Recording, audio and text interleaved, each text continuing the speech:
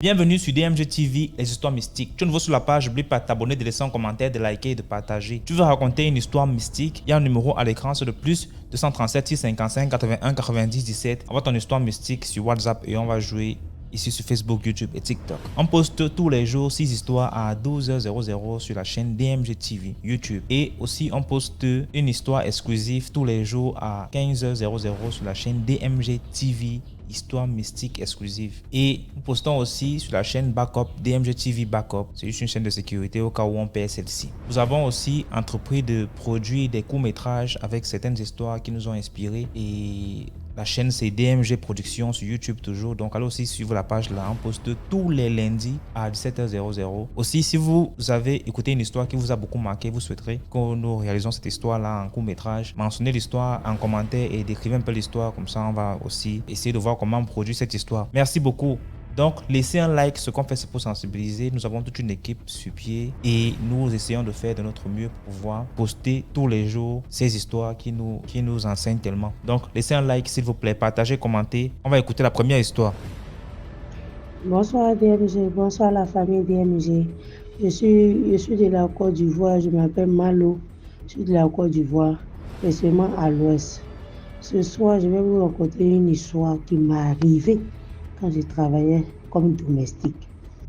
C'était à Abidjan, dans un quartier des Bosses où je travaillais. C'était une cité. Et dans cette cité, il y avait des filles. En tout cas, il y avait des petites filles. Il était allé surveiller deux filles.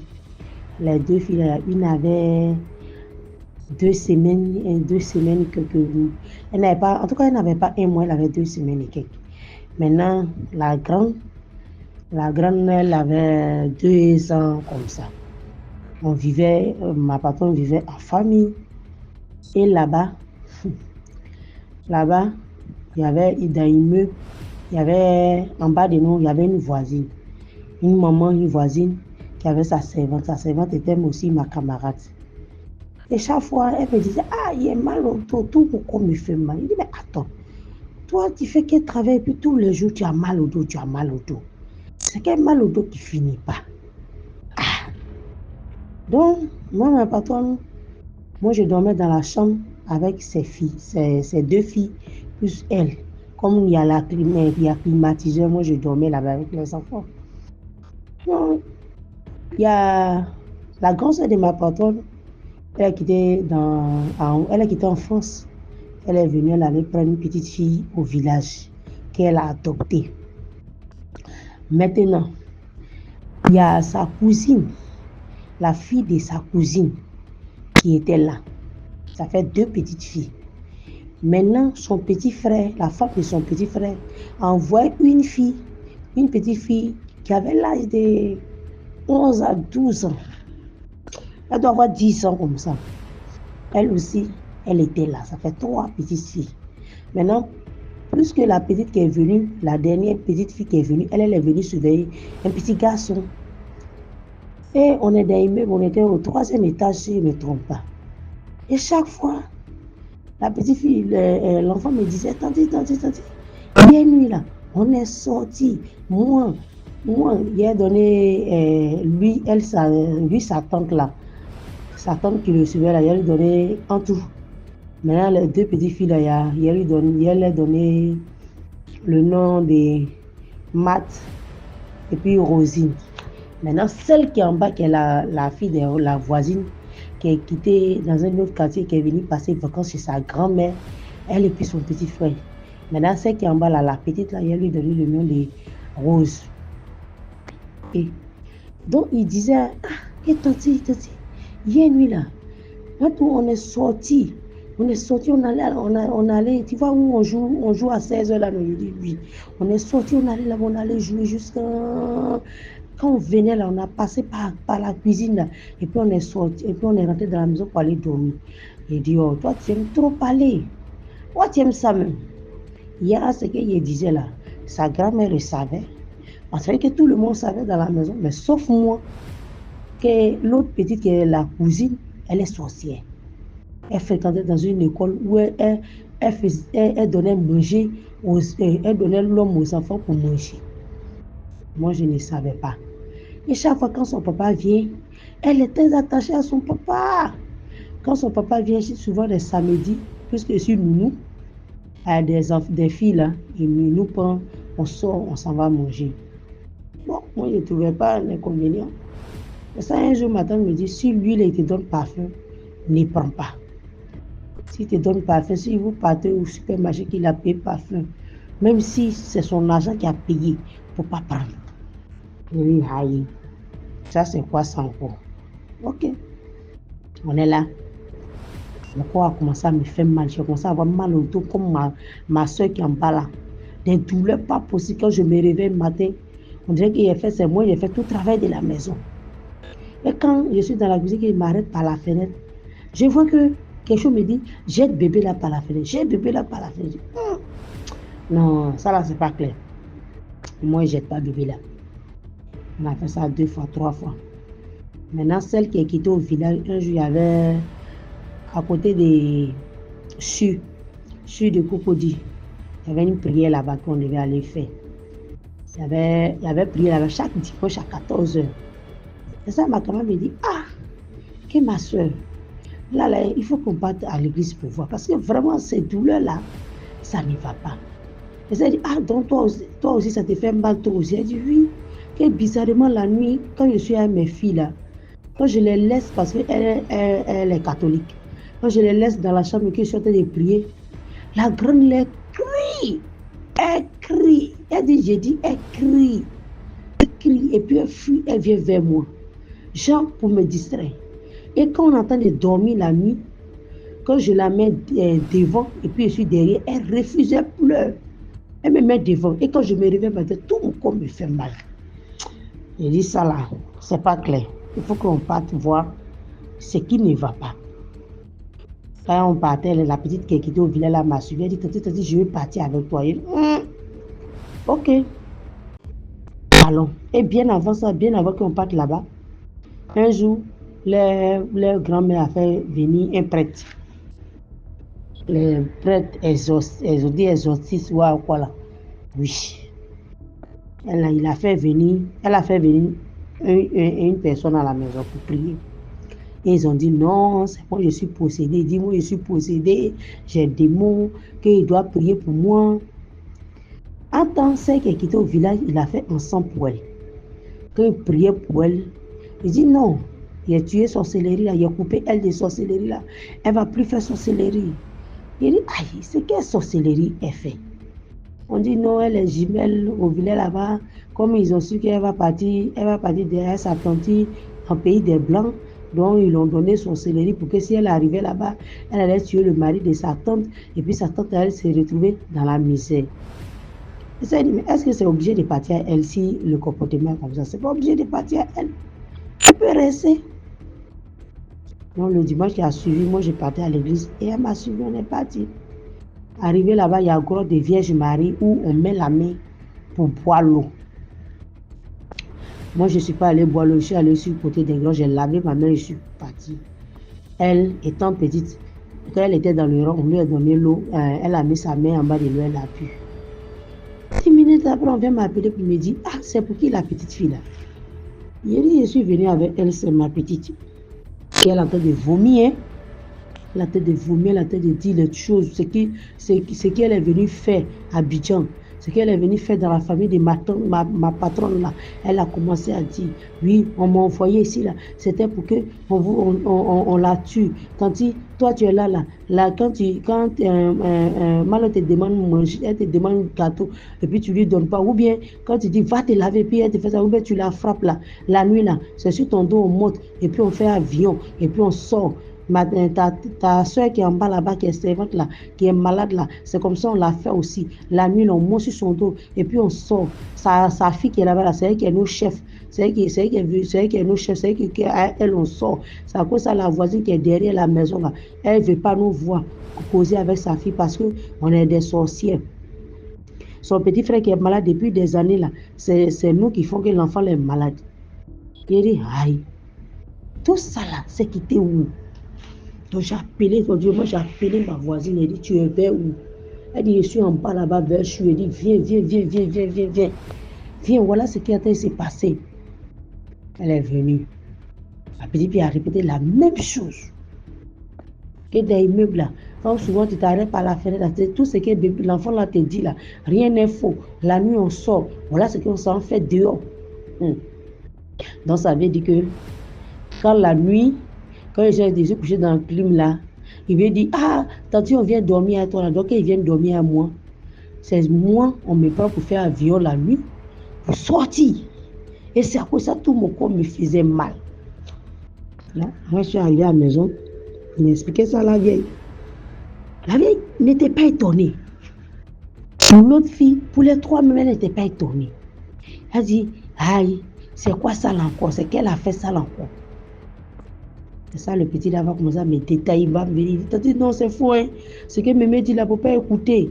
C'est vrai, Mémé sait que les deux filles là sont sorcières. Mémé sait que ma tante qui me suivait là, elle est sorcière. Hein? Mémé sait, c'est pas Mémé n'a pas envie de te dire, ils vont te faire du mal cadeau. DMG ce jour-là, il fallait pas me voir.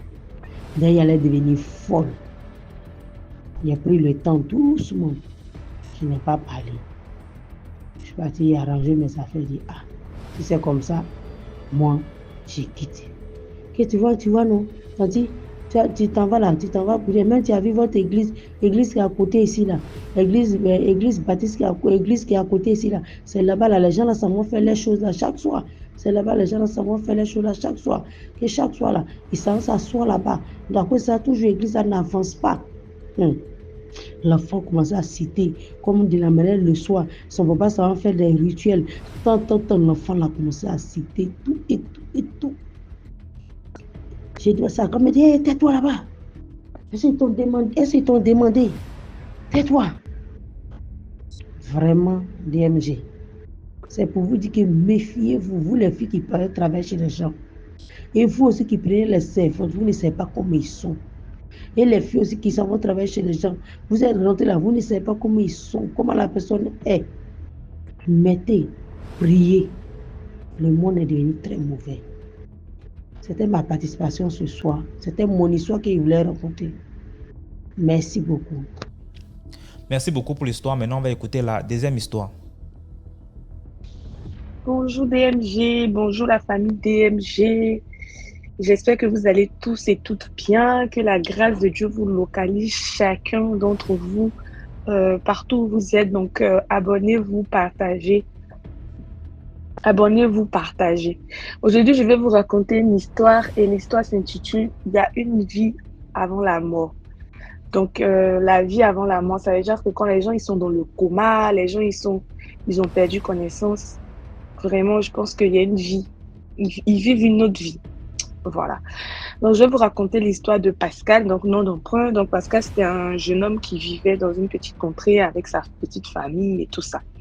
Donc, un jour, Pascal, il est tombé malade. Il a dit à sa femme que je me sens pas très bien, j'ai une petite migraine, etc., etc. Donc, tout de suite, comme on est en Afrique, on pense que c'est le paludisme. Sauf que Pascal, quand il va se coucher, par exemple, s'il dit il va se coucher, j'ai un peu mal à la tête, je vais me coucher à midi, il va dormir de midi jusqu'à le lendemain. C'est sa femme même qui le réveille, ah mais ça va pas, va manger, etc. Donc, au bout d'un moment, Pascal, il a commencé à délirer, etc. Il reconnaissait plus ses enfants, il reconnaissait plus sa femme. Donc, tout de suite, on l'emmène aux urgences. On lui déclare un palu neurologique. Donc, on lui dit qu'il fait un palu neurologique, c'est pour ça qu'il ne reconnaît plus personne, voilà. Donc, pendant le palu neurologique, Pascal, il tombe dans le coma. Il fait 3 jours, 4 jours de coma, par la grâce de Dieu, on fait les traitements, etc. Et il se réveille de son coma.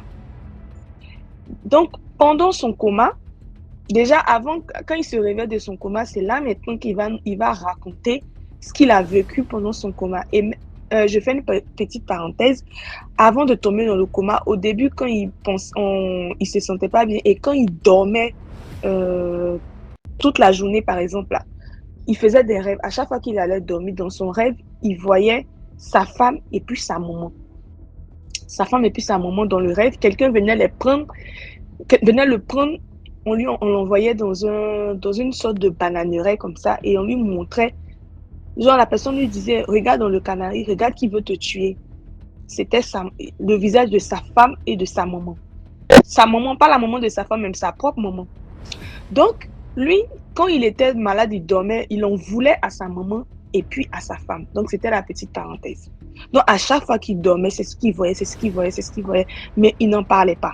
Donc, je ferme la parenthèse. Donc, je reviens maintenant à l'histoire. Donc, quand il se réveille de son coma, il raconte que pendant qu'il était dans le coma, il était dans une sorte de salle de fête. Pardon, une sorte de grande maison, voilà. Une grande maison où il y avait plusieurs chambres. Il y avait des gens qui ne connaissaient pas, des gens qui n'avaient jamais vu, etc. Et à chaque fois, en fait, les gens, ils sortaient de leur chambre, ils partaient se promener dans un jardin. Et quand ils revenaient le soir pour se coucher dans la chambre, il y a une personne, on prépare sa chambre. Donc, dans sa chambre, il y a les ballons, il y a des fleurs, il y a tout le monde se retrouvait dans la chambre de cette personne et on faisait la fête. Et il finissait de faire la fête, le lendemain, la personne disparaissait. Plusieurs personnes sont passées comme ça, donc plusieurs fois, il a fait la fête de plusieurs personnes et ces personnes ont disparu. Donc, lui, il est sorti, il allait se balader, il est revenu.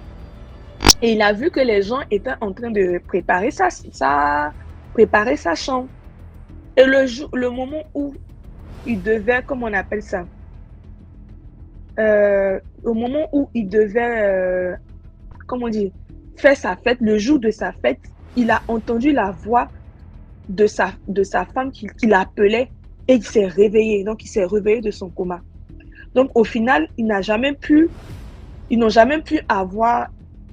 faire sa fête dans l'autre, on va dire dans l'autre monde. Donc, c'est une petite histoire. Et aujourd'hui, Pascal, il s'est remis de son palu neurologique. Il continue sa vie, voilà. Donc, c'est pour vous dire qu'il y a vraiment une vie. Quand on est dans le coma ou quand on est malade, il y a vraiment une vie. Moi, je ne l'ai pas vécu, mais l'histoire de Pascal montre qu'il y a vraiment une vie entre les deux mondes, entre le monde des vivants et le monde des morts. Voilà, donc c'était ma petite histoire. Restons toujours dans la prière, que Dieu nous protège. Merci. Merci beaucoup pour l'histoire. Maintenant, on va écouter la troisième histoire. Je salue tous les auditeurs, tous les internautes d'MG. J'ai une histoire à raconter au sujet d'une fille qui était proche de moi, qui était habitée par des esprits des eaux et par des esprits qui venaient de sa famille. En fait, moi, je suis chrétien et dans ma vie chrétienne, j'ai beaucoup servi le Seigneur. Dans la prière pour les gens, j'ai prié pour beaucoup de gens. Par la grâce de Dieu, j'ai vu des gens guéris. J'ai prié pour des gens qui étaient habités par des esprits. J'ai eu des moments où je prêchais dans des églises. Donc, j'ai quand même eu un parcours assez intense spirituellement. J'ai même eu des apparitions des anges, des apparitions du Seigneur Jésus quand j'étais à Kinshasa. J'ai eu des moments intenses de jeûne et prière. Tout ça, je le dis pour fixer un peu mon orientation spirituelle. Donc, je ne vois pas ma vie chrétienne simplement comme une histoire de religion. C'est vraiment une profondeur spirituelle et une relation avec l'Esprit de Dieu. Donc en fait, j'avais connu une fille. Je suis dans une ville qu'on appelle Pointe-Noire. C'est en République du Congo. Et Pointe-Noire, c'est une ville côtière. Et en général, les villes côtières, telles que les gens le disent et telles qu'on le constate, ont souvent une certaine influence des esprits des eaux, des esprits marins. Et il y a même des ethnies, des tribus qui vénèrent les esprits des eaux. Bon, moi je suis chrétien, je ne suis pas contre ça ou je ne veux pas critiquer ça. Mais jusque-là, je n'ai pas encore rencontré quelqu'un qui est habité par un esprit marin qui était bon. Mais on nous a dit qu'il y a des bons esprits marins qu'on appelle communément les sirènes. On nous a dit qu'il y a des bonnes sirènes, des mauvaises sirènes. Bon, jusque-là, moi je ne connais pas tout, je n'ai pas encore rencontré une bonne. J'ai prié pour beaucoup de gens et beaucoup de filles qui étaient liées à ces esprits-là par rapport au rite qui se fait dans leur famille et en général les manifestations par rapport à la chaleur de la prière que je faisais étaient négatives. Mais bon, je ne veux pas critiquer les gens parce que dans nos traditions africaines, on a dit qu'il y a eu de bons esprits des eaux. Je ne veux pas critiquer ça. Par rapport à ce que moi j'ai expérimenté. Donc ici à Pointe-Noire, j'avais connu une fille. Moi, je viens de la RDC. J'avais connu une fille, c'était une amie. Je me disais qu'elle pouvait un jour être ma fiancée. On s'est fréquenté pendant quelques temps. J'avais constaté qu'elle n'était pas trop, elle n'était pas trop droite. Donc j'ai essayé de la forcer, ça n'a pas marché. Je me suis retiré. Mais déjà, en l'observant, je remarquais qu'elle avait des tendances. Elle aimait beaucoup des histoires trop sexy. Et quand elle bougeait, quand elle dansait, c'était comme une indienne. Et généralement ici, quand une fille comme ça, on a tendance à dire qu'elle peut avoir l'esprit de sirène. Parce que ici, Pointe-Noire, c'est la terre, cette terre est dans la province du Kwilu. La province du Kwilu, là, c'est ça appartient à une ethnie qu'on appelle les Vili. Et les Vili, ils ont des cultes traditionnels où ils vénèrent les esprits des eaux. Il y a par exemple la sirène principale ici qu'on appelle Chikambeshi. Donc il y a certaines filles, quand elles ont certaines manifestations, on dit qu'elles peuvent avoir un esprit de sirène en elles. Et il y a des gens qui le voient dans le sens positif et d'autres dans le sens négatif. Donc j'avais l'impression que cette fille avait ces choses-là. Mais bon, par rapport au comportement, ça n'avait pas marché, on s'était séparés. Des années plus tard, on s'est encore rencontrés. Bon, comme on avait quelques années de plus, je me suis dit que les choses pouvaient être meilleures. On a repris notre relation, on a commencé à cheminer encore ensemble. Et vu que j'avais encore grandi spirituellement, et je pouvais facilement discerner certaines choses en elle. Chez nous les chrétiens, il y a un don qu'on appelle le discernement des esprits. Ça fonctionne parfois chez moi. Le discernement des esprits, c'est un don qui te permet à définir l'esprit qui domine un lieu, une personne, même une ville. Donc tu comprends, quand tu arrives quelque part, tu sais que cet endroit est habité par l'esprit de quelqu'un ou bien par des esprits parce qu'il y avait quelqu'un qui faisait telle pratique ici, telle personne, il a tel esprit. Ça fonctionne. J'avais compris qu'elle avait cet esprit. Elle avait un esprit des eaux. Elle n'était pas vide ou quoi. Elle avait un esprit des eaux. Et j'ai cherché à savoir, mais non, toi tu loues une maison, comment tu fais? Avant qu'on puisse avancer, je veux quand même savoir comment tu vis. Elle me dit qu'elle vendait quelque part. Mais quand j'avais vérifié, c'était faux. Donc je ne comprenais pas, elle faisait quoi pour louer cette maison-là. Moi, je pouvais venir la soutenir, mais au départ, je devais d'abord savoir quelle était sa base. Et tout ce qu'elle disait, c'était faux. Et une fois, j'ai eu l'occasion d'avoir son téléphone en main parce que je devais réparer son compte Facebook. Et dans ma conception, il y a des gens qui disent qu'on ne touche pas le téléphone c'est personnel, tout ça. Mais moi, je me dis qu'il y a certains moments quand on a l'occasion de vérifier le téléphone de quelqu'un, surtout quand une relation n'a pas encore de stabilité, et surtout au début, là, on peut vérifier. Moi, je vérifie si j'ai cette occasion. Si je n'avais pas vérifié, j'allais être du côté spirituel. Je vois que ça ne va pas, mais je n'allais pas encore avoir des précisions. Ça allait chercher que je creuse encore plus. Mais en vérifiant, parce qu'on peut avoir la spiritualité, mais aussi l'intelligence. J'ai vérifié aussi par l'intelligence. J'ai eu l'occasion d'avoir son téléphone. Et par son compte Facebook, j'ai découvert que la demoiselle se prostituait. J'ai parlé, j'ai voulu me retirer, mais elle a essayé de se plaindre, tout ça, et qu'elle était en train d'arrêter cette vie, que je devais la soutenir pour qu'elle arrête, tout ça. Je commençais à chercher à me retirer, mais j'avais un peu pitié. Et puis, j'ai constaté que cet esprit était vraiment intense. L'activité de cet esprit était intense en elle. Pendant la période où je cherchais à me retirer, il y a un jour, je suis allé leur rendre visite. Parce que je voyais que ça n'allait pas bien. Et on s'entendait plus trop bien par rapport à ce que j'avais découvert. Et comme elle n'allait pas bien, je voulais prier pour elle. Je l'ai regardée et j'ai vu que sa santé manifestait un problème. Il y avait un problème en elle. Mais encore une fois, par le discernement des esprits, je me suis dit, on peut bien aller à l'hôpital, mais là je vois que c'est une autre manifestation. Je fais d'abord une prière. S'il faut qu'on aille à l'hôpital, on ira. On peut beaucoup prier, mais on va à l'hôpital, ça ne dérange pas. J'ai seulement entonné un cantique. Je n'avais pas fait une longue prière. J'avais entonné un cantique. Il y a un cantique là simple qu'on chante dans les églises chez les chrétiens. Yesu Azalia. J'ai commencé à chanter Jésus-Christ est ici, tout ça, Yesu Azaliar, c'est ça. Rien que par ce chant, elle a commencé à s'agiter et un esprit a commencé à parler dans son corps.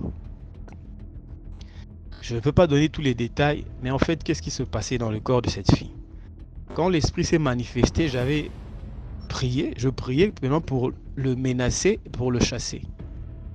En fait, dans la période que je l'ai fréquenté, c'était pas la seule fois. Il y a eu après ça plusieurs manifestations. Qu'est-ce qu'il y avait en elle? Il y avait un membre de sa famille, un oncle, qui utilisait la vie de cette fille. Il s'était identifié lui-même. C'est pas moi qui suis venu dire, souvent quand moi je prie pour les gens eux-mêmes ils voient leurs choses. Et eux-mêmes ils disent les choses de leur vie. Donc je n'ai pas le temps de venir dire, oh, c'est ton oncle, ou c'était... Parce qu'il y a beaucoup de gens qui disent des choses comme ça, parfois c'est faux et ça divise les familles. Si moi je vois, je veux faire un effort pour prier que toi-même tu vois. Donc, elle-même, elle avait sorti de sa bouche dans un état, bon, certains peuvent appeler ça l'hypnose, d'autres peuvent dire que c'est un état, c'est l'extase, d'autres diront c'est sous l'onction, mais dans un état un peu second, il y a une personne qui s'était identifiée dans son corps comme étant son oncle. J'ai prié intensement pour que ce ne soit pas du genre un esprit qui se cache et qui prend l'identité d'une autre personne pour salir la personne, parce que ça se fait. Un esprit peut dire, oh, moi je suis un tel, mais c'est pas vrai. J'ai fait ce qu'il fallait faire, hein, la prière qu'il fallait pour être sûr que l'identité c'est la vraie. Et quand il a parlé, j'ai su que c'était vrai. Il y a un oncle qui parlait. Qu'est-ce que l'oncle faisait? Quand la jeune fille se prostitue, lui, ça lui donne une énergie spirituellement. Donc il avait une base dans le corps de cette fille. Pendant qu'elle se prostituait, lui, il se ressourçait au travers de son corps. Donc ce péché-là, cette impureté que la fille faisait, lui, ça le renforçait spirituellement. Et tous les hommes qui allaient avec cette fille, ils avaient une énergie négative et quelque chose de positif qui était soutiré de leur vie en s'accouplant avec cette fille dans la prostitution. C'est pourquoi, en conseillant, c'est pas bon qu'une femme se prostitue, bon qu'un homme aille vers une prostituée. Donc son oncle l'utilisait dans ce sens-là. Et non seulement l'esprit de cet oncle-là, par la prière aussi toujours, j'avais découvert quelque chose qui s'est passé dans sa vie. Je lui avais dit ça après, elle s'était étonnée comment je savais ça. Mais j'ai su ça parce que j'avais parlé avec l'esprit qui était dans son corps. L'esprit l'a dit, parce qu'elle avait une fille qui était quand même, qui avait plus de 16 ans déjà. L'esprit l'a dit qu'il était entré, ça c'est maintenant l'esprit des eaux qui parlait, il était entré, c'était un esprit marin, hein, une sirène, mais mâle, un homme. Certains, les sirènes, on dit soit les sirènes ou les ondines, et les mâles souvent les appellent des ondins. C'était un esprit sirène, mais mâle, donc un ondin. Le gars a dit quoi? L'esprit là, il a dit, il était entré dans le corps de cette fille avant qu'elle puisse avoir un enfant. Donc ça faisait plus de 10 ans, plus de 15 ans qu'il était en elle. Elle était partie faire une excursion avec des amis dans un coin sur le bord de l'océan qu'on appelle le Bakwilou, et ceux de Pointe-Noire connaissent. Et là-bas au Bakwilou, il avait rencontré un homme qui était très clair, très beau, il avait sa voiture, l'homme l'avait invité dans la voiture, ils avaient bu un jus. Plus tard, elle avait dit que le jus ou la boisson qu'elle avait bu avec ce monsieur, c'est une boisson qu'elle n'avait jamais vue dans une boutique et qu'elle n'a plus jamais vue après. Et par ce contact-là et cette boisson que cet homme lui avait donnée, cet homme-là l'avait possédé, cet esprit l'avait possédé. Qui était cet homme? J'ai juste compris que c'était un homme qui travaillait dans les eaux, parce que lui s'était identifié comme un habitant des eaux. Donc ça peut être soit un esprit qui vit dans les eaux, mais qui sort humainement, ça existe, ou bien un homme qui a un lien avec les esprits des eaux, qui travaille, qui communique avec les esprits des eaux, ou bien un être humain, un homme qui est habité par un esprit des eaux et il travaille avec ça. Parce qu'il y a des personnes comme ça, des filles ou des hommes qui ont des esprits en eux, qui sont des esprits des eaux, certains les appellent des génies, des ondins, les sirènes et tout ça. Il y a d'autres qui collaborent avec eux, mais il y a d'autres qui sont carrément des esprits des eaux qui visitent les humains. Il y a certains même qui sont des esprits des eaux qui naissent comme des humains. C'est comme l'histoire de Jésus, parce que nous, chez les chrétiens, on dit que Satan n'a rien créé. Si, tel que Jésus est né, un esprit qui est quitté le ciel, est né dans le corps d'une femme. Satan le fait, pour ceux qui ne croient pas en ça, Satan le fait. Il y a des génies qui naissent dans les corps des femmes. Mais quand nous on dit que Jésus est né un esprit, bon, les gens ne veulent pas croire, ils sont libres de ne pas croire. Mais au moins quand je parle de ça par rapport à la tradition, on peut comprendre. Un génie peut naître dans le corps d'une femme. Satan n'a rien inventé. Un esprit des eaux peut naître parce qu'il y a des femmes qui sont stériles, par exemple, qui vont chez des féticheurs ou des gens spirituels, bons ou mauvais. S'il est bon, ils peuvent prier pour toi et puis tu peux avoir un enfant. Mais s'il est mauvais, il peut juste invoquer un esprit. L'esprit là entre dans le corps d'une maman, elle tombe enceinte, mais l'enfant qui va naître, c'est pas un enfant normal, c'est un esprit qui est né. Et si cet homme était mauvais, cet esprit-là qu'il a appelé, ça sera nécessairement un esprit qui est mauvais. Bon, pour le cas de la sœur, c'était un esprit. Lui, il m'avait dit qu'il vit dans l'eau. Il a même donné son nom.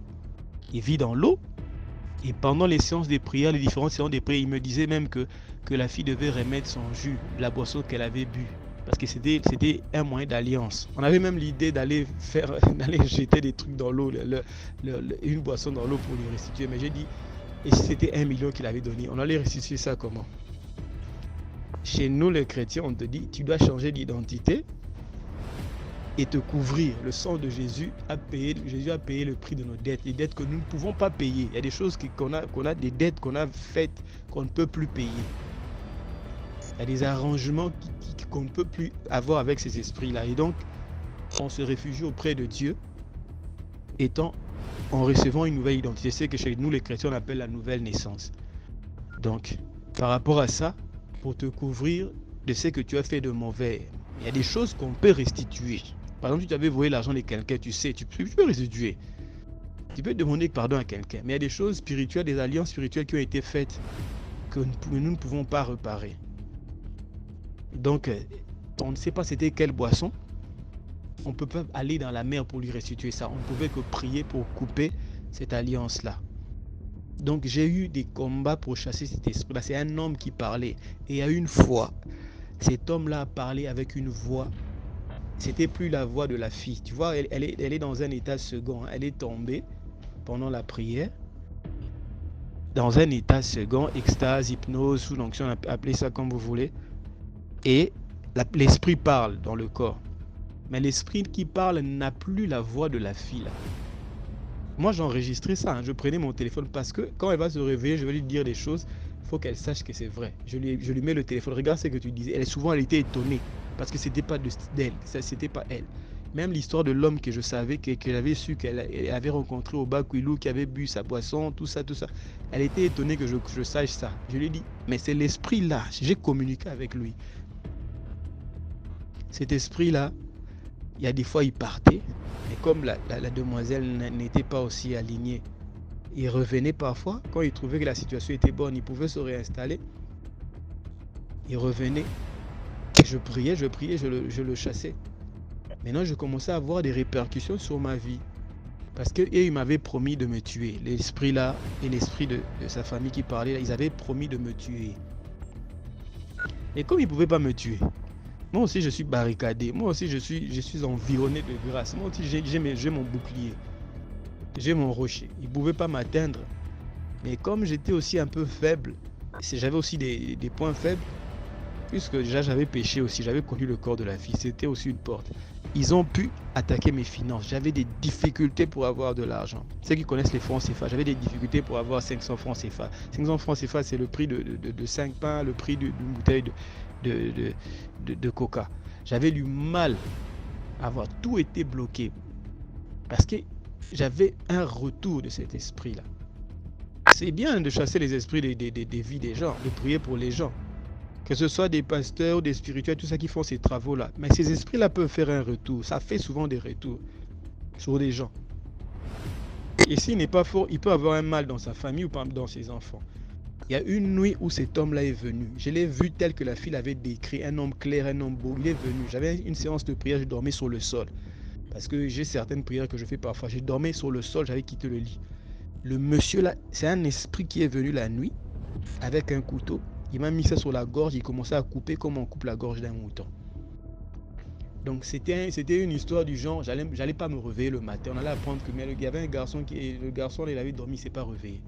parce qu'on est venu me trancher la gorge la nuit. Mais pendant que lui, il prenait le couteau pour me trancher la gorge, il croyait que j'étais son mouton. Moi, je le voyais dans l'esprit. Les gens croient que le christianisme, c'est seulement lire la Bible et parler. Le christianisme original et originel, c'est le domaine de l'esprit. La Bible dit que celui qui est né de l'esprit est esprit. Alors, avant d'être, je ne suis pas un homme de chair qui cherche une expérience spirituelle, mais je suis un esprit qui est en train de vivre une expérience charnelle. Donc je suis d'abord un esprit. Je le voyais dans l'esprit, il est venu avec un couteau, il pour me trancher la gorge. Moi, je le regardais, ça n'avait aucun effet sur moi. J'avais déjà vécu des choses comme ça avec d'autres esprits. Il faisait tout avec son couteau sur ma gorge, ça ne marchait pas.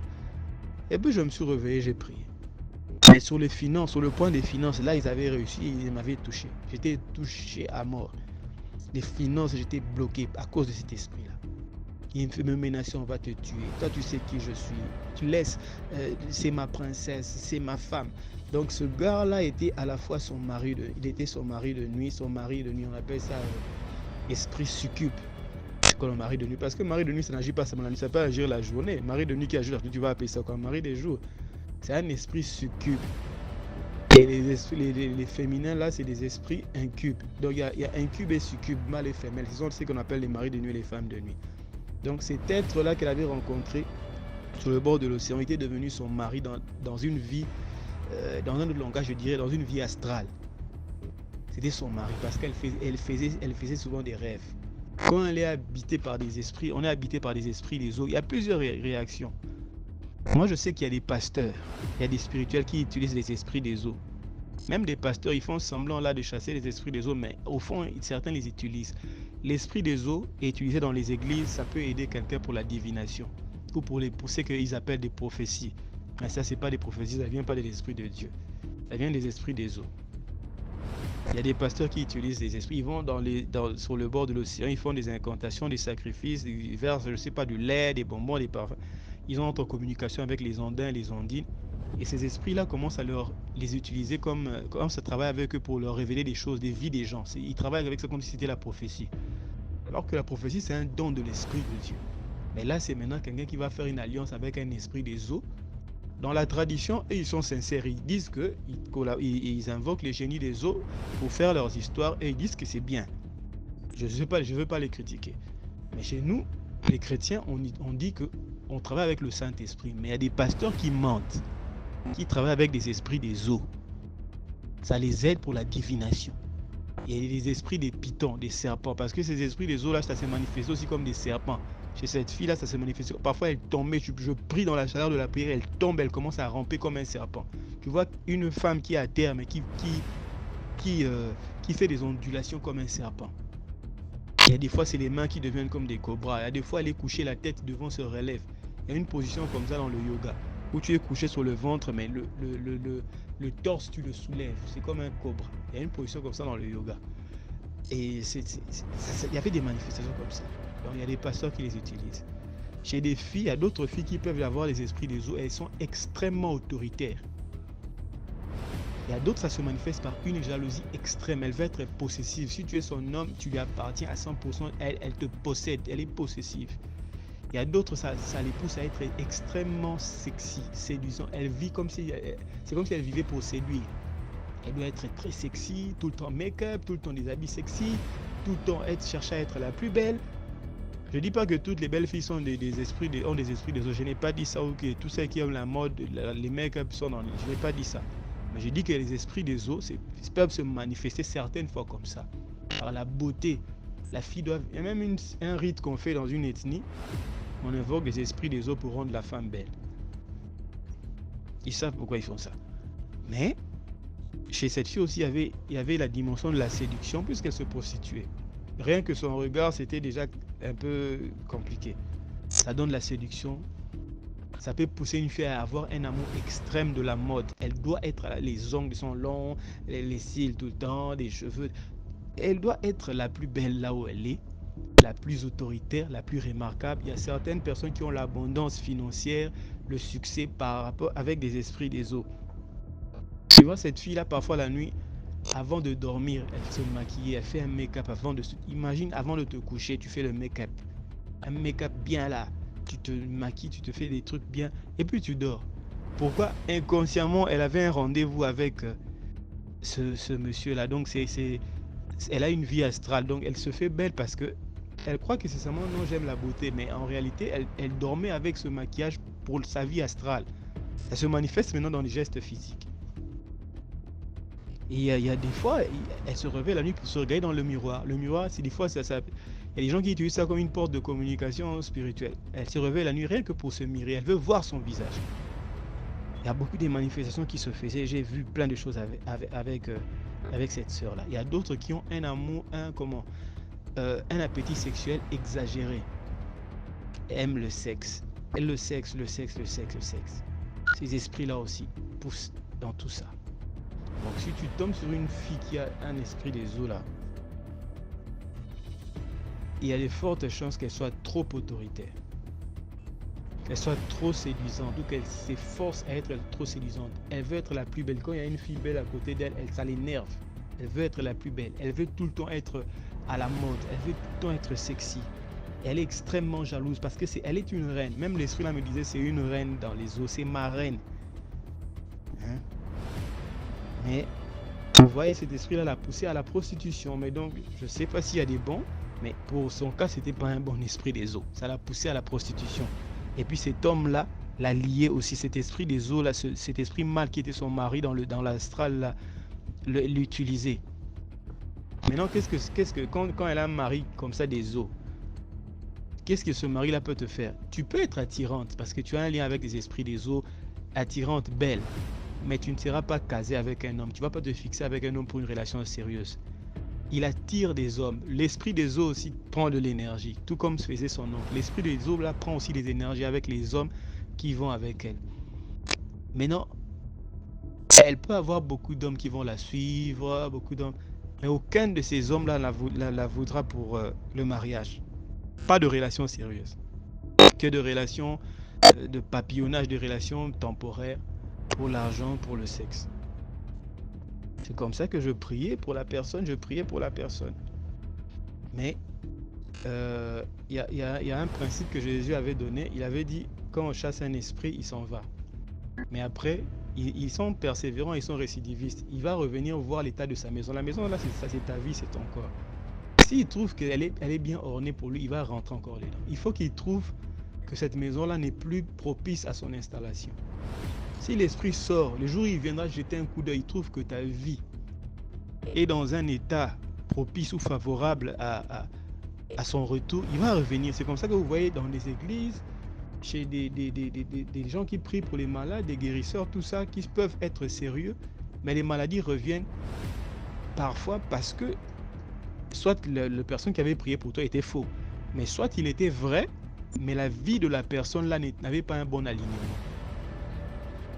Par exemple, chez nous les chrétiens, comme Jésus l'a dit, on peut chasser l'esprit, mais si toi après tu n'as pas une bonne vie, tu n'as pas une bonne vie de prière, tu ne travailles pas ta vie spirituelle, tu n'as pas une vie, tu vis pas dans la crainte de Dieu, tu n'as pas une vie de pureté, tu n'as pas de bonnes relations avec les gens, tu n'as pas une vie, donc tu n'as pas une bonne vie spirituelle en gros. Mais l'esprit là trouvera que tu es une maison toujours propice pour lui, il reviendra. Mais là, ça sera maintenant plus compliqué. Voilà pourquoi avec cette fille-là, il y avait toujours des allers-retours. Des allers-retours. Il y a un moment là, tu chasses l'esprit, il pleure, il crie, il s'en va et tu sens que là, c'est vide.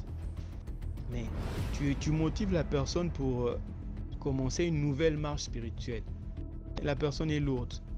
Quelque temps après, ça va revenir. Comme je l'ai dit, je n'ai pas caché qu'on a vécu aussi dans le péché puisque j'avais connu son corps. Selon la tradition et selon la religion, que ce soit le christianisme et l'islam, normalement on ne connaît pas le corps d'une femme qu'on n'a pas épousée, quand on n'a pas payé la dot. Les histoires des mariages religieux là, ça c'est des histoires qui viennent comme ça. Mais ce qui est fort, c'est la dot. Que ce soit l'islam, le christianisme, les traditions, la majorité des traditions africaines, puisqu'il n'y a pas une tradition africaine, il y a des traditions africaines. Dans la majorité des traditions, on prend une femme quand on a payé la dot, qu'on a réglé avec les parents. Avant ça, le sexe est prohibé.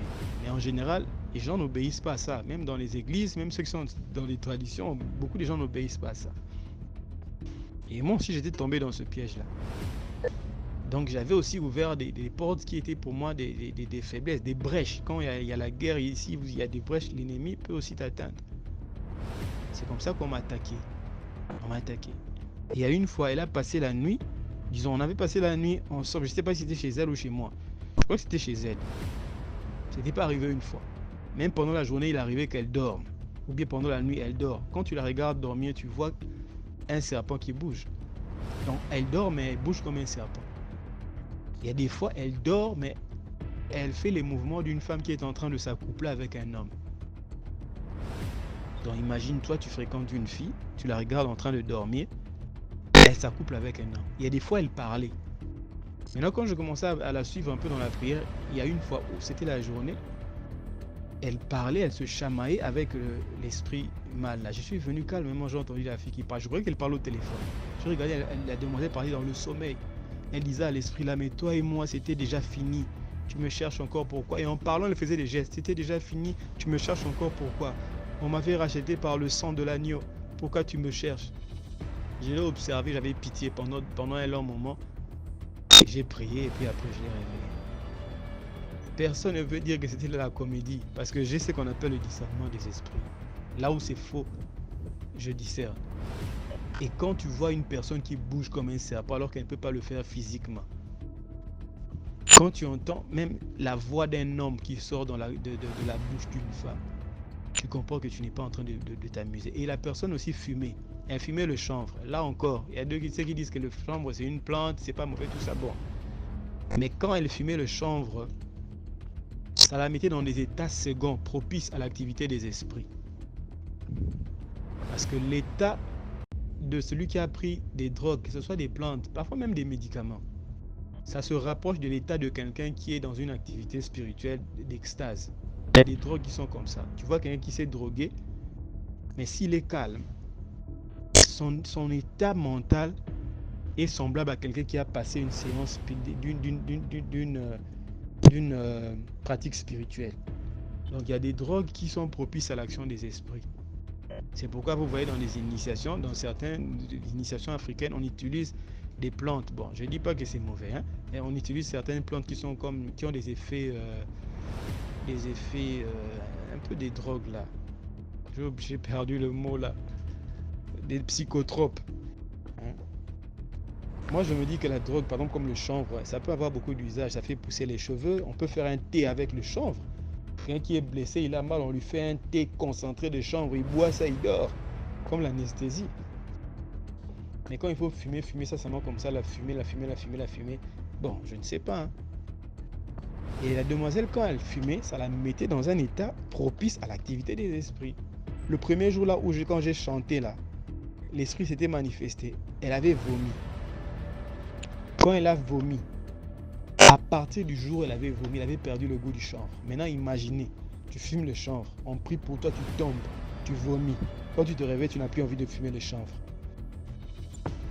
Ça s'était arrêté comme ça. Donc, en bref, c'est un peu ça l'histoire d'une demoiselle qui avait rencontré un homme sur le bord de l'océan, un homme qui était un être qui avait une puissance des esprits des eaux ou qui était carrément un esprit des eaux et qu'il avait possédé pendant plus de 15 ans. Et aussi un oncle qui travaillait dans sa vie pendant des années pour l'utiliser dans la prostitution, dans la séduction. Détruire sa vie, mais puiser de l'énergie des hommes au travers elle et travailler avec elle. Elle était en même temps une épouse, une princesse dans une vie astrale. Et souvent dans ses rêves, elle voyait des serpents, elle se voyait sous l'eau, elle se voyait habillée en blanc. Et quand je priais, des fois, elle voyait des éclats la tirer des eaux. J'ai vu comme des tonnerres me tirer des eaux. Et parfois dans la prière, il y avait des cris. Parfois dans la prière, il y avait des combats. Il essayait de m'étrangler, de me déchirer les habits. Parfois, c'est l'homme qui parlait. Il dit, laisse ma femme, tu déranges ma femme, tu déranges mon mariage. Ça, c'est ma princesse. Tu sais pas qui je suis. Tu sais pas. Je dis, peu importe qui tu es. Si tu as un esprit mauvais et que tu croises mon chemin avec la puissance du nom de Jésus, tu recevras des coups, certainement. Tu recevras des coups. Parce que l'une des armes que le Seigneur Jésus nous avait donné, il avait dit qu'il y a des sortes de démons qui ne sortent que par la prière et le jeûne. Donc dans la prière et le jeûne, déjà j'ai fait quand j'étais à Kinshasa plusieurs fois des jeûnes à 7 jours. J'ai fait au moins 2 fois 7 jours sans eau, sans nourriture. Jusqu'au soir, je ne mange rien, je dors comme ça, je me réveille 7 jours sans eau. Les gens crient que les gens, quand je leur racontais, ne croyaient pas. Mais ça m'a donné une énergie qui me permet d'affronter les esprits. Et après, je commençais à faire ça, mais avec de l'eau. Et d'autres fois, je faisais ça en prenant un petit repas léger le soir. C'est ça qui m'avait armé pour affronter des esprits. Des choses que les pasteurs montrent à la télé là pour attirer des membres dans les églises. Moi, je faisais ça à la maison avec une fille, je peux dire même une copine. Je prie pour elle. Les manifestations, c'est ce que les gens montrent à la télé pour faire la publicité. Parce que Jésus avait dit, voici les signes qui accompagneront ceux qui auront cru. En mon nom, ils chasseront les démons. Donc ceux qui ont cru au pouvoir de Jésus. Croire là, c'est pas comme je crois que demain il va pleuvoir. Non, la croix, c'est une connexion d'esprit intérieur. C'est une perception de l'esprit. Ceux qui auront la perception de l'esprit du Christ, ils chasseront des démons en mon nom. Ceux qui auront la connexion intérieure avec l'esprit du Christ, ils chasseront des démons en mon nom. Moi, je crois en ces choses parce que je les vis. Donc, quelqu'un veut me dire que toi, tu es chrétien, tout ça. C'est pas une religion seulement des rites, des pratiques, baptême, tout ça. C'est une vie de l'esprit. J'invoque à Kinshasa, Jésus est apparu dans ma chambre au travers du mur. J'ai pas vu le visage, je l'ai vu dans un éclat de lumière. Dans des combats, j'ai vu les apparitions des anges. Un ange qui vient enlever quelque chose dans ton corps. Donc ma vie chrétienne, je la vis pas comme un truc des religieux là. Moi, je vis des choses de l'esprit. C'est comme ça que j'ai pu aider une personne habitée par un esprit comme ça. Donc c'est ça. Et voilà, j'allais oublier même l'oncle là qui avait parlé, c'est pas moi qui avais dit que c'est ton oncle, hein, pour diviser les familles comme les gens disent là. C'est sorti de sa bouche. Et j'ai insisté pour que ça soit la vérité, pour qu'il n'y ait pas un esprit mensonge, un esprit mangé, parce qu'il y a des démons qui mentent comme ça. Il peut mentir, je suis un tel, mais c'est faux. C'est pour ça que dans les églises, on ne doit pas trop leur donner des micros, mettre tout ça. C'était l'esprit de l'oncle là. Un jour, ils avaient un décès dans leur famille. Je suis allé à l'accompagner. On était assis côte à côte. Maintenant, de l'autre côté de la ruelle, c'est l'oncle en question qui était assis. Il me regardait à côté de sa nièce. Moi, je suis venu juste pour le décès. Je ne suis pas venu... Lui, il ne me connaissait pas. Mais j'ai vu qu'il n'était pas content. Moi, j'ai dit, mais il y a beaucoup de gens ici. Hein. Il n'était pas content. La fille a piqué une crise. Elle a piqué une crise. Et il y a un neveu qui est venu pour dire, amenons-la à l'hôpital. Le discernement des esprits a fonctionné. Si elle allait à l'hôpital, elle mourrait. J'ai dit, attendez d'abord. J'ai fait un effort, je l'ai poussée à se lever. Elle perdait connaissance. Elle disait, je me sens mal, je me sens mal, je me sens mal, je me sens mal. Tu sens que la personne part, la voix part. Et le regard devient comme flou. Le regard se perd dans le vide. J'ai fait seulement un effort qu'elle se lève, qu'elle puisse marcher. Je l'ai amenée au coin de la ruelle, là, ça faisait peut-être 20 mètres. J'ai viré un peu là, je l'ai mis sur un truc là. J'ai invoqué l'Esprit de Dieu. J'ai appelé l'Esprit de Jésus. Elle est revenue à elle. J'ai dit, si je l'avais laissée là, ou allant à l'hôpital, parce que c'était quelqu'un qui l'avait frappé. Voilà. Donc, en général, pour éviter de diviser les familles, moi, si je prie pour quelqu'un, je peux voir un truc, ah, ça c'est la famille.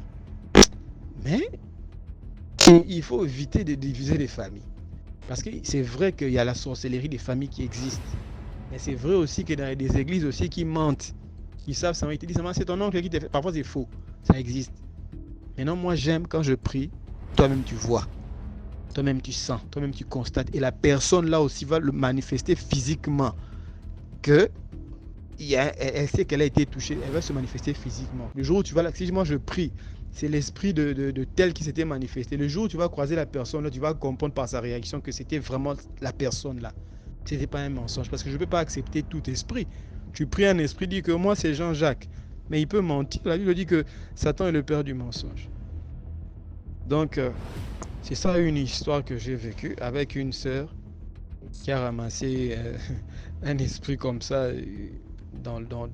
sur le bord de l'océan. Et cet esprit l'a manipulé pendant des années, l'a conduit à la prostitution, à sortir avec un nombre incalculable d'hommes, à avoir une vie de séduction intense. Et par la grâce et la puissance du Seigneur Jésus-Christ, j'ai pu la soutenir, combattre pour elle, combattre contre ces esprits-là, pour que la personne soit libérée. Voilà. Merci beaucoup pour l'histoire. Maintenant, on va écouter la 4e histoire. Commentez, likez, partagez. Bonjour DMG, bonjour à toutes les équipes de DMG. C'est encore moi, Sarah. Je viens encore avec une autre histoire que j'ai vécue il n'y a même pas encore 2 semaines ou 1 semaine. J'ai fait la raconte d'un jeune sur une application des célibataires pour ceux qui veulent se mettre en couple. Et ce jeune homme-là, j'ai fait sa rencontre là-bas. C'est lui qui m'a écrit et je lui ai répondu. On s'est changé des numéros. Et au bout de quelques jours, il a proposé qu'on se raconte, mais en public, pas chez lui à la maison, dans un coin où vraiment il y a du monde. C'est comme ça, j'ai dit ok, la curiosité. Nous les femmes sont tellement curieuses que vraiment, on veut toujours tout savoir. Et c'est comme ça que j'ai accepté le rendez-vous. Je suis allé à sa rencontre vers les 17h, 18h, je crois bien. On allait prendre un pot et ce jeune-là, c'est un jeune hâtier. Il travaille dans la sécurité. On s'est rencontrés, on s'est assis, on a papoté un peu, on a pris un verre. Et mon temps arrivé, je lui ai dit que je vais rentrer chez moi à la maison. Il a proposé de m'accompagner. En cours de route, il m'a fait savoir qu'à sa tante, il vend au bord de la route, que d'aller la saluer. Je lui ai dit non, on vient de se rencontrer, je ne peux pas aller comme ça saluer ta famille. Il faut un peu de temps pour que toi et moi on puisse faire bien la connaissance. Et c'est comme ça, bon, il a insisté, va la saluer, elle est là, elle nous voit, elle la voici, elle va checker tout près là. Il dit non, je ne peux pas aller la saluer, c'est encore trop tôt. Prochainement, je vais le faire. Il dit ok, il n'y a pas de souci. Et c'est comme ça, il m'a accompagné. Et j'ai emprunté mon baka, je suis rentré chez moi. Et environ 23h, il m'appelle, je dormais, j'ai vu l'appel mais je n'ai pas décroché. Et le lendemain, je vois un message sur WhatsApp, je rentre dedans, il me dit comme ça que ma tante est décédée. J'ai dit quelle tante est décédée? Il me dit sa tante qu'il m'a dit d'aller la saluer là est décédée. J'ai dit non, c'est pas possible. Comment est-ce que ta tante est décédée? Il dit voilà, je t'ai dit d'aller la saluer, tu as refusé, voilà qu'elle est décédée. Il dit aïe. Comment ça elle est décédée? C'est là il me fait savoir que non, qu'après m'avoir accompagné, il allait s'asseoir dans le maquis où on a pris quelques pots. Il allait s'asseoir là-bas avec quelques amis et c'est après sa soeur l'a appelé, faut dire tu es où, faut venir, notre tante a piqué une crise parce qu'elle est asthmatique, c'est ce qu'il m'a dit qu'elle est asthmatique, donc elle a piqué une crise de là à là, ils ont essayé de faire ce qu'ils peuvent pour qu'elle se retrouve, et ils n'ont pas pu, donc ils l'ont envoyé chez eux à la maison. Et c'est comme ça qu'elle a rendu l'âme. Il a dit, mais c'est pas possible. C'est comme ça, les gens meurent comme ça. Même poulet même ne meurt pas comme ça.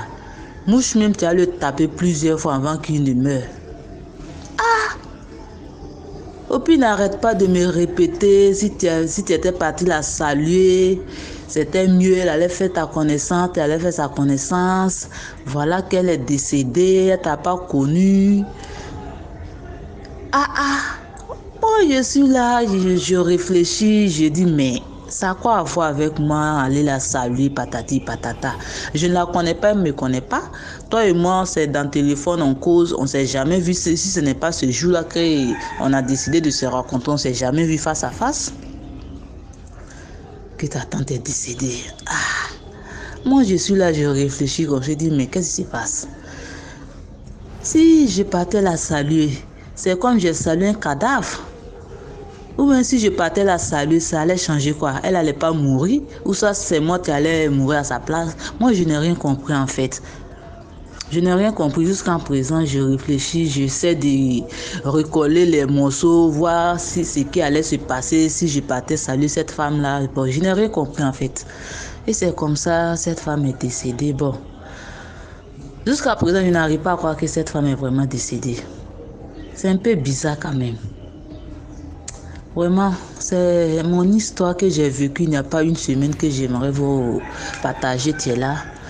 Donc, vraiment, laissez les commentaires pour que je vienne vraiment lire les commentaires, voir ce qui allait m'arriver si je partais saluer cette femme-là. Parce que moi, je ne sais pas, c'est un peu bizarre. Ok, bonne journée à vous, que le Seigneur nous garde. Vraiment, faisons très attention. Toujours dans la prière. Partagez, likez, laissez les commentaires. N'hésitez pas à vous abonner et liker même avant d'écouter l'histoire. Merci beaucoup. Merci beaucoup pour l'histoire. Maintenant, on va écouter la 5e histoire. N'oubliez surtout pas de partir suivre la chaîne DMG Productions. Les courts-métrages, c'est chaque lundi, 17h00. Chaque lundi, tous les lundis, 17h00, allez sur DMG Productions. Donc, on passe à la 5e histoire. Bonjour DMG, bonjour à toutes les équipes de DMG, bonjour à toutes les fans. Je me présente, moi je m'appelle Sarah, je suis une fille burkinabé résidant en Côte d'Ivoire. Il y a un malheur, tu viens d'abattre mon petit frère. Tu as perdu son bébé de 9 mois, presque 1 an. Hein. C'est une petite fille bien jolie qui a peine à marcher. Qui a à peine à marcher. Ah, vraiment, c'est triste. C'est triste, c'est triste, c'est triste. Cette nouvelle-là, vraiment, ça m'a touché. Ça m'a touché tellement que je ne sais pas quoi faire. C'est sa femme. Il s'est marié et ils ont fait près de 2 ans, 3 ans à pas enfant. Première grossesse, la dame a fait fausse couche. Deuxième grossesse, elle est restée et ils ont eu une fille. Et c'est cette fille-là, hier, on vient de m'annoncer qu'elle est décédée sur des problèmes de sang, maladie de 2 jours. Comment est-ce que cette petite fille décède? Il y a la maman de sa femme qui a perdu son petit frère, qui est l'oncle de sa femme. Donc elle est partie aux funérailles avec l'enfant. C'est quand elle est partie aux funérailles là, l'enfant a piqué une crise. On dit non, c'est problème de sang.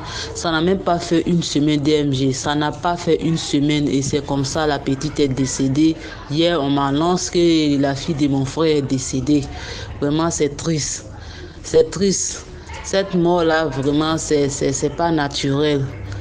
C'est pas naturel. Vraiment, je suis touchée. Je ne sais pas quoi faire ni quoi dire. Une petite fille jolie, teint clair, photocopie de sa maman DMG. Maladie de 2 jours, le bébé a rendu l'âme. Vraiment, je veux sensibiliser mes soeurs, mes mamans. Si vous voulez aller aux funérailles avec vos enfants, s'ils peuvent rester, ils n'ont qu'à rester.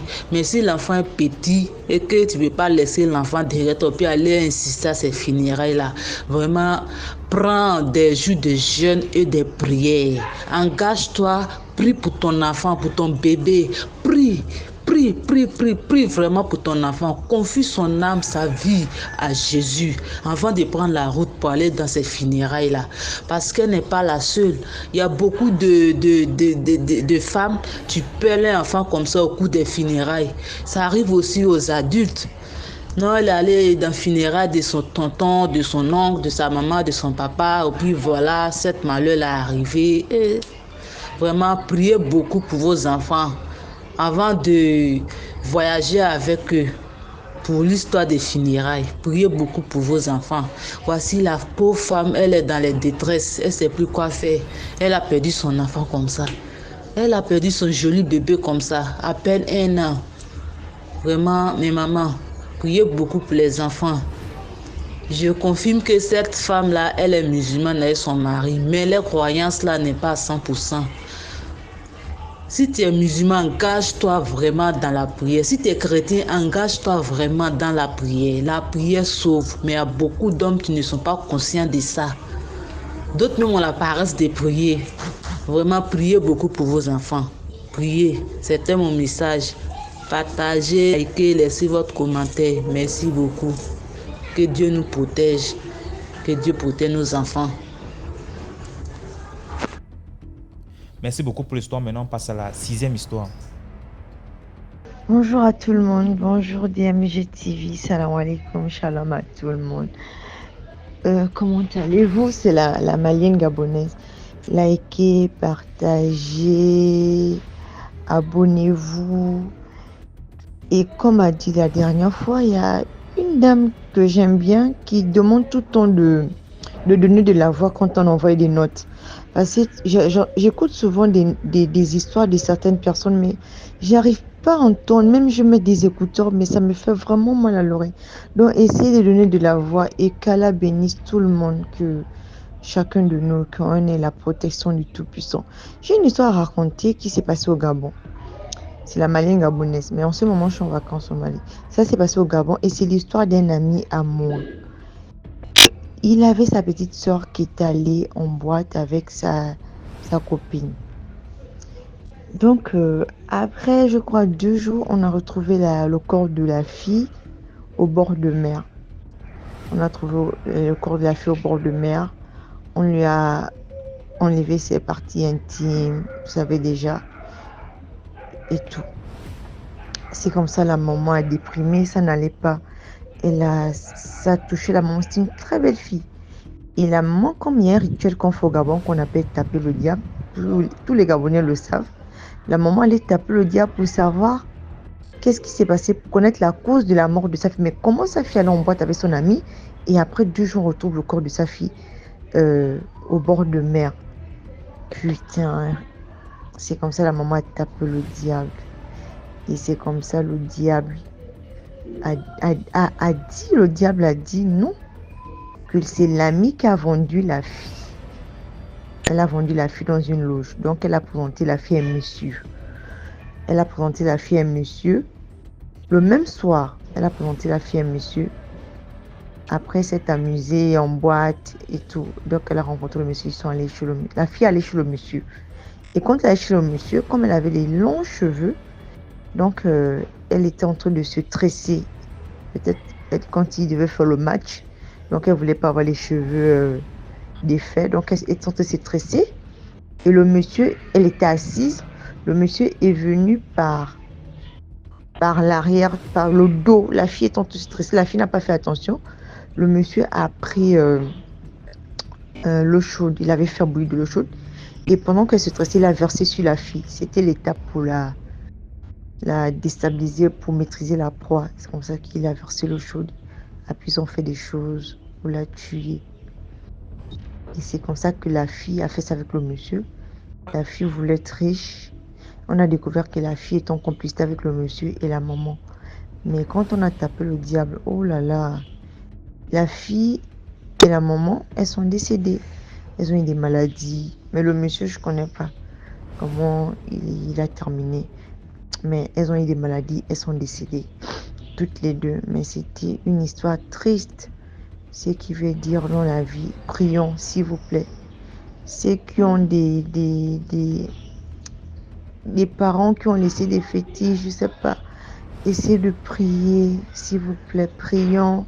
Faisons très attention. C'est pas du genre moi-même je sors, mais c'est pas du genre quand tu rencontres un monsieur le même soir, tu vas coucher avec lui, même si c'est après 1 mois. Mettez en prière quand vous rencontrez des personnes, même si c'est pas que côté relationnel, intime, ça soit amical, fraternel. Tu peux rencontrer ton cousin que tu n'as pas vu depuis longtemps, mais tu n'as jamais vu. Mettez en prière, Seigneur, est-ce que cette personne qui vient dans ma vie est une bonne personne? Moi, c'est comme ça que je fais toujours mes prières. Wallahi. À chaque fois, je dis, Seigneur, éloigne-moi de toute mauvaise personne. Envoie des très bonnes personnes dans ma vie. Éloigne-moi de tout mal, même les nourritures, de tout mauvais vent. Tout ce qui est mal sur cette terre, Seigneur, éloigne-moi. Donc, je vous salue et DMG TV, qu'Allah vous bénisse, ainsi que tout le monde sur la communauté. Qu'Allah vous protège. Merci, c'était mon histoire. Partagez, likez, abonnez-vous. Merci énormément. Mais faisons attention, s'il vous plaît. Voilà, c'est tout pour aujourd'hui. J'espère que vous avez aimé les vidéos d'aujourd'hui, les histoires d'aujourd'hui. Laissez un like. Si vous avez des histoires aussi à raconter et vous n'aimerez pas qu'on reconnaisse vos voix, signalez sur WhatsApp, on va modifier la voix. Et voilà. Donc, commentez, likez, partagez, envoyez vos histoires. Numéro à l'écran, c'est le +237 655 81 90 17. Et nous allons jouer ici. Ciao.